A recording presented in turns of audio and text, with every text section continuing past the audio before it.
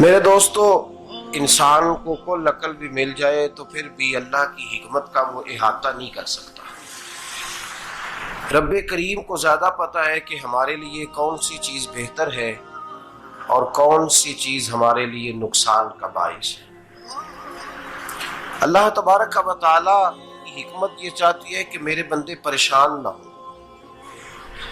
رب یہ چاہتا ہے کہ میرے بندے کسی جگہ پہ بھی دقت اور پریشانی کا شکار نہ ہو، تو اللہ تبارک و تعالی نے راہ اعتدال اختیار کرنے کا حکم ارشاد فرمایا کہ تم اعتدال کے رستوں پہ چلو، معتدل زندگی گزارو، افراط و تفریط سے بچو۔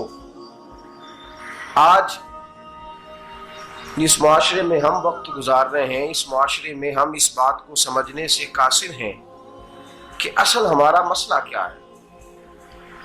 ہمارا اصل جو مسئلہ ہے اس کی شناخت ہمیں کیسے ہوگی اور ہم پھر اس تک رسائی کس انداز میں حاصل کر پائیں۔ ہم ہمیشہ اپنی آمدن بڑھانے کے چکر میں رہتے ہیں، ایک کام اور شروع کر لیں، پارٹ ٹائم جاب شروع کر لیں، کوئی سائیڈ بزنس اس کا آغاز کر لیں۔ ہماری جو دوڑ لگی ہوئی ہے وہ لگی ہے کام بڑھانے میں، آمدن بڑھانے میں، حالانکہ اسلام ہمیں یہ کہتا ہے کہ تو آمدن بڑھانے کے چکر میں نہ پڑ، اصل بات یہ ہے کہ تو اپنے خرچے کنٹرول کر۔ تنگ انسان وہ نہیں ہوتا جس کی آمدن تھوڑی ہوتی ہے، یہ توجہ کیجیے گا میری بات، یہ قیمتی بات ہے اور گفتگو ساری کا لب لباب ہے۔ تنگ بندہ وہ نہیں ہوتا جس کی آمدن تھوڑی ہوتی ہے، اصل پریشان وہ ہوتا ہے جس کے خرچے زیادہ ہوتے ہیں۔ اور ہمارا جو روزمرہ کا نقصان ہو رہا ہے نا، وہ آمدن کے معاملات میں نہیں ہو رہا۔ بنیادی نقص جو واقعہ ہو رہا ہے وہ یہ ہے کہ ہمارے اخراجات زیادہ ہیں، اور وہ اخراجات کسی اور نے نہیں بڑھائے، وہ خرچے ہم نے خود بڑھا لیے ہیں اور اب ہمیں اس کا نقصان بھگتنا پڑ رہا ہے۔ اور اگر آپ صحیح معنوں میں ٹٹولیں تو جو بہت امیر لوگ ہیں وہ تو ان خرچوں سے بچ گئے۔ میں نے بہت سارے ایسے ختمات میں شرکت کی ہے، میں بہت ساری ایسی جگہوں پہ گیا ہوں کہ جہاں لوگوں نے بڑا مختصر سا ختم دلایا ہے تو ہو گیا ہے ختم۔ ختم کے معاملے میں کب کسی نے پابندی لگائی ہے کہ اس میں 200 آدمی شریک ہوگا تو تب یہ سال ثواب صحیح ہو سکے گا؟ کون کہتا ہے؟ یا شادی کے موقع پر اگر سارے بہن بھائیوں کو نہ بلایا گیا تو میری شادی پایہ تکمیل تک نہیں پہنچے گی، اس میں برکت نہیں ہوگی، یہ کس نے فتویٰ دیا ہے؟ معتدل زندگی کا اسلام حکم دیتا ہے۔ میں پڑھ رہا تھا کہ ایک بہت بڑا صدر ہے، غالباً سوڈان کے صدر کی بات ہو رہی تھی، تو اپنے بیٹے کی بارات لے کے گیا تو 4 لوگ گئے ہیں بارات، اور 15 لوگوں کا اس نے اہتمام کیا اپنے گھر میں کھانا کھانے کا، تو کیا شادی ہو گئی کہ رک گئی؟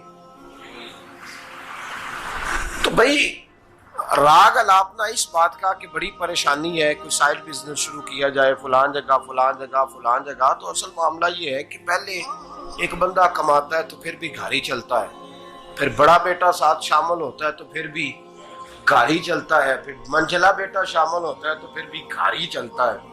جو رونا دادا جی رویا کرتے تھے کہ بڑی مصیبت ہے، بڑی مشکل ہے، گاؤں میں رہ اکیلے ہوتے تھے اور وہ 5 بچوں کو اور 4 بچیوں کو وہ پالتے تھے، تو جو وہاں پریشانی تھی وہی آج پریشانی شہر میں آ کر پڑھ لکھ کر موٹی تنخواہ لے کر وہی پریشانی ہمیں ہے۔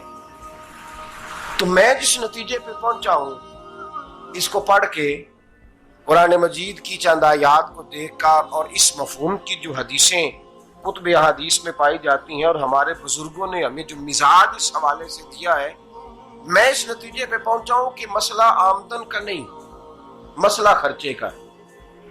ہمارے خرچے بنیادی طور پر زیادہ، اور اگر پھر ہم زیادہ بوجھ خواتین پہ ڈالتے ہیں کہ وہ مطالبے زیادہ کرتی ہیں، اور اگر آپ مجھ سے پوچھیں تو خواتین کی بھی اگر کسی جگہ کوئی عادت خراب ہوتی ہے تو اس میں اصل کردار اس کا ہوتا ہے جو وہ عادت خراب تو کیوں اپنے گلے سے اتار کے آپ کسی کے گلے میں بات ڈالنے کے چکر میں ہیں؟ وہ خواتین کی طبیعت نہیں ایسی ہے. اصل بات یہ ہے کہ ہم نے عادت ڈالی ہے، ہم نے یہ مزاج ان کو دیا تو ان کا بنا ہے، نہ کیسے بن سکتا.